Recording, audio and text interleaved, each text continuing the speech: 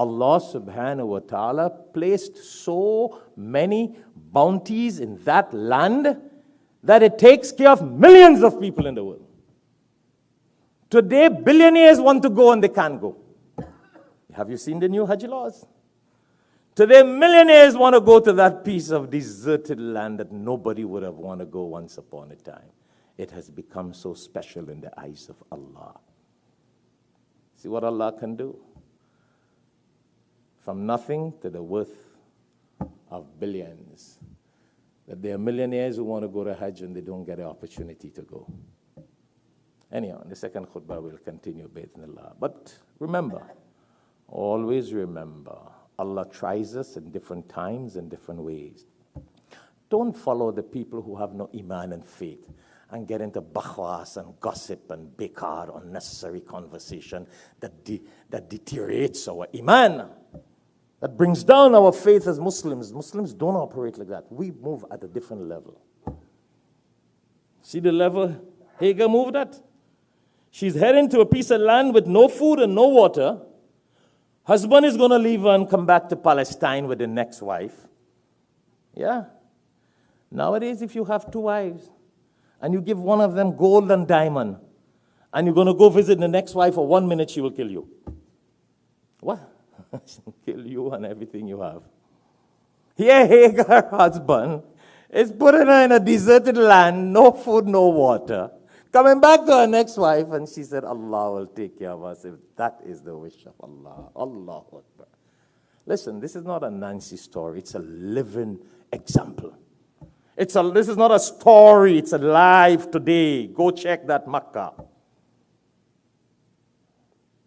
Living hakikat and reality. That is how our iman gets boosted when we go into the Quran and we see these lessons. It makes us a better, stronger people with more trust and tawakkul in Allah subhanahu wa ta'ala. In the second khutbah, we'll continue, bi'idhnillah. May Allah subhanahu wa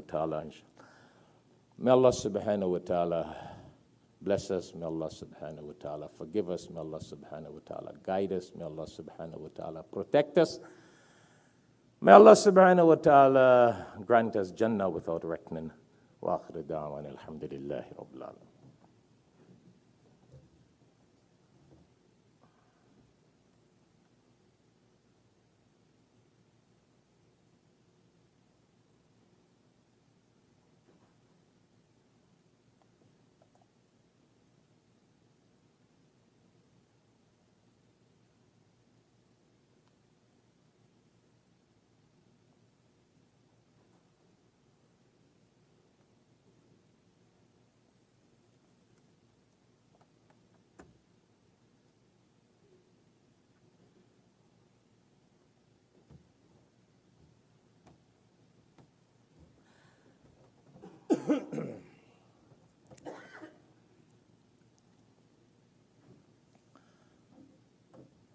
Alhamdulillahi Rabbil Alameen wal aqibatu lil muttaqeen wassalatu wassalamu ala rasulihi wa ala alihi wa ashabihi ajma'in.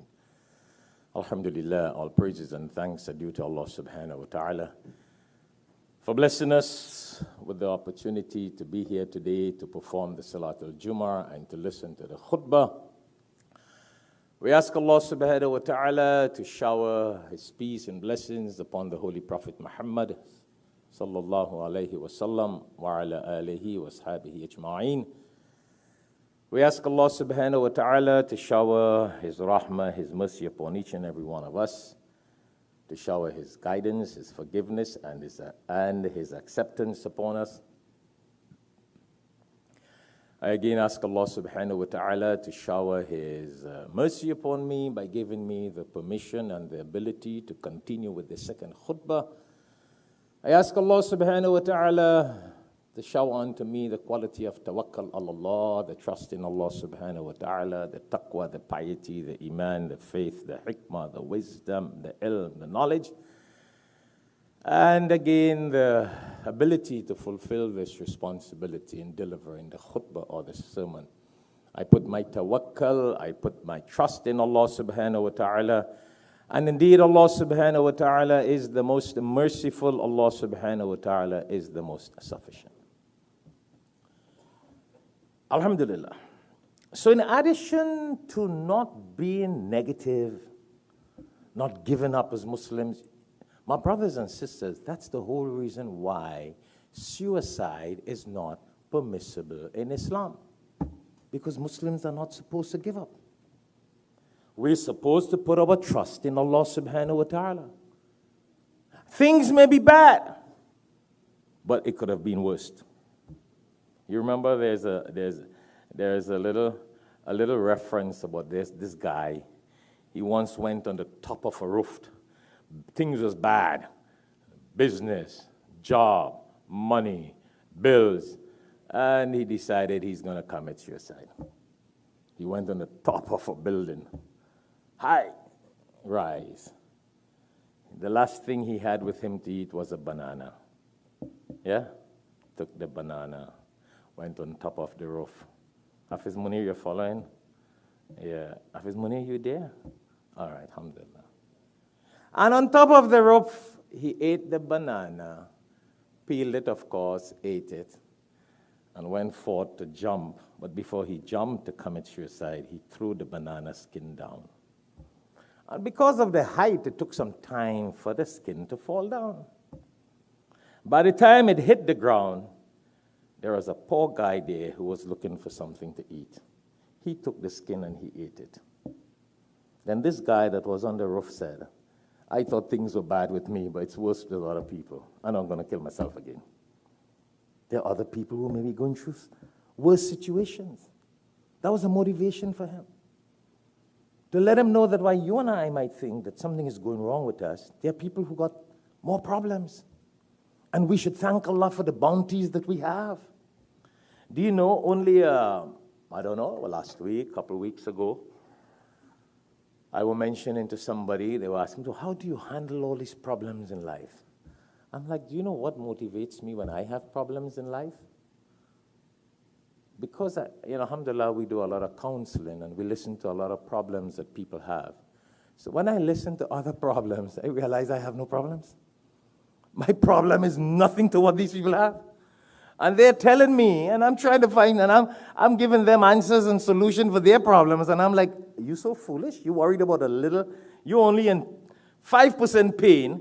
You know, when you go by the doctor, they ask you from 1 to 10, what is it? 1, 2, 3, 4. I'm dealing with a person who got 10% pain. I'm just struggling with a 2% and I'm worried. No, I'm like, wow, look at the problems other people have, and they look like they have no problems. They're still smiling, they're still walking, they're still working, they're still talking. And some of us have 1 and 2 little problems and we're down, we're depressed, we're frustrated, we're ready to give up. That's not the life of a Muslim. We don't operate like that. We don't. We don't.